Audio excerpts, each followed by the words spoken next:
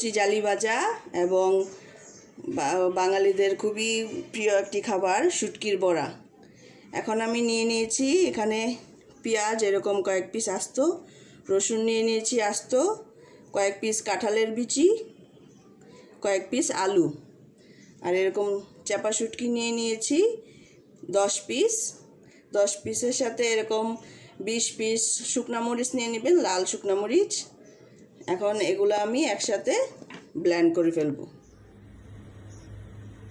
সব কিছু একবারে ব্লেন্ড করে নিয়েছি। এখন একটু লবণ দিয়ে এটাকে ভালো করে মিশিয়ে নিতে হবে। মিশানো হয়ে গেল। এখন এরকম মিষ্টি কুমড়া এরকম পাতা নিয়ে নিয়েছি, এটার ভিতরে দিয়ে মুড়িয়ে এটা এখন তেলে ভাজবো। এখন তেল দিয়ে দিচ্ছি।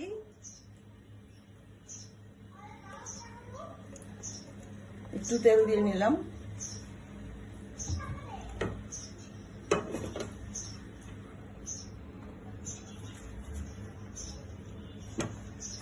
এখন এই পাতাটার ভিতরে আমি এভাবে পুরটা ভরে দিচ্ছি।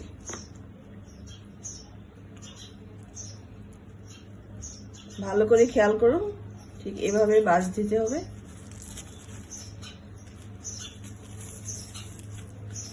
ভিতরের অংশটা না বের হয়ে আসে। তারপর সরাসরি তেলে দিয়ে দিব।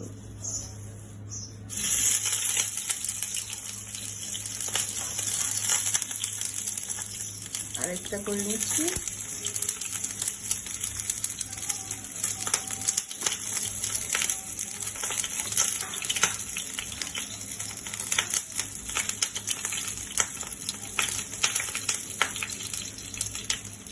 ঠিক এভাবে ভাজ দিব।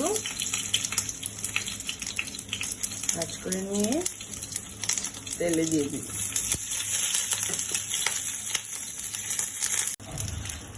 এখন এগুলো একটু উল্টিয়ে দেই।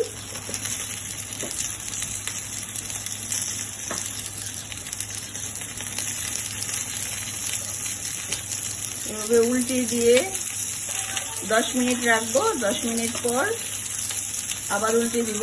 চুলা কমিয়ে রাখবো। চুলা কমিয়ে 10 মিনিট পর পর উল্টিয়ে দিব। একদম কালো রং হওয়ার আগ পর্যন্ত আমরা অপেক্ষা করব। সাবধানে আস্তে আস্তে উল্টাতে হবে।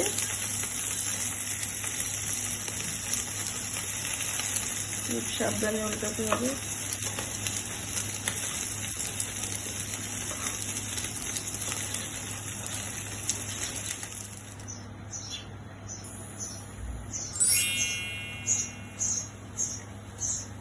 আমার শুটকি বড়া একদম কালো রং হয়ে আসছে। এরকম চাপ দিয়ে দেখবেন একটু শক্ত হয়েছে কিনা। দেখেন একদম হালকা শক্ত শক্ত হয়েছে।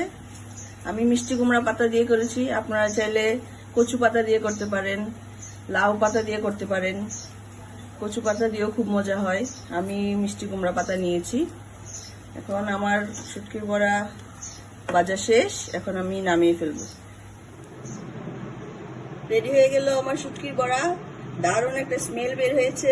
আপনারা অবশ্যই বাসায় ট্রাই করবেন। বাসায় ট্রাই করলে দেখবেন কত মজার একটা গন্ধ বের হয়। খেতেও এটা দারুণ মজা। এখন আমি চলে যাচ্ছি আমার নেক্সট রান্নায়, চাল কুমড়া ভাজাতে।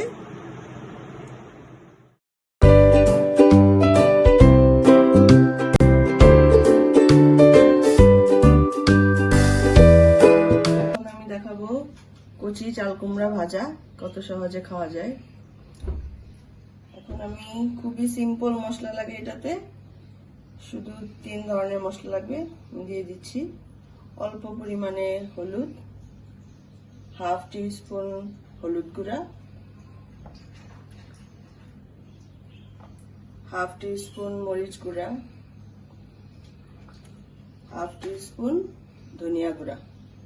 এখন এটা স্বাদ মতো লবণ দিয়ে মাখিয়ে নেব।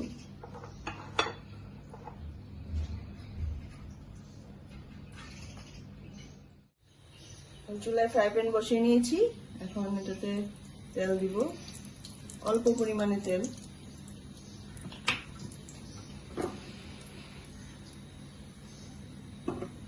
1 টেবিল চামচ তেল দিলাম। চুলার আঁচটা কমিয়ে একটা একটা করে চাল কুমড়া ভাজা দিয়ে দিব।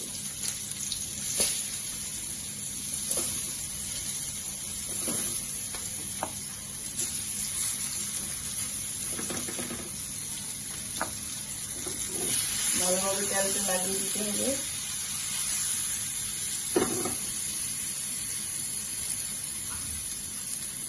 এখন একটু উল্টিয়ে দিচ্ছি।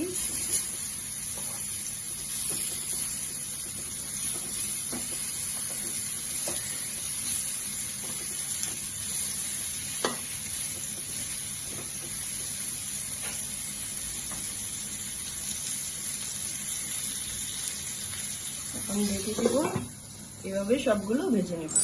আমার চাল কুমড়া ভাজা শেষ। দেখুন ভাজার পরে কত সুন্দর হয়েছে। এটা সাদা ভাত দিয়ে খেতে দারুণ মজা। আপনারা অবশ্যই বাসায় ট্রাই করবেন। আল্লাহ হাফেজ।